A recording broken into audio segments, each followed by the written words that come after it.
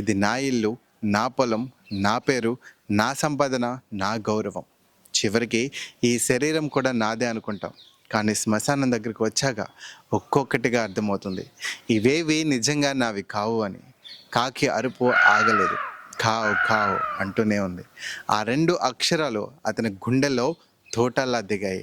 అతనికి తన గతం గుర్తొచ్చింది. సంపాదన కోసం పడిన తపన, అందరికంటే నేనే గొప్పగా ఉండాలన్న తాపత్రయం, ఆ పరుగులో పెంచుకున్న అహంకారం అన్నీ కళ్ళ ముందు తిరిగాయి. అతను సంపాదించాడు, గెలిచాడు, కానీ ఈ గందరగోళంలో బతకడం మాత్రం మర్చిపోయాడు. మనిషి జీవితంలో చేసే పెద్ద పొరపాటు ఇదే. ఇంకొంచెం డబ్బు వచ్చాక సంతోషంగా ఉంటాను, ఇంకొంచెం పేరు వచ్చాక ప్రశాంతంగా బతుకుతాను అని జీవితాన్ని వాయిదా వేస్తూ ఉంటాం.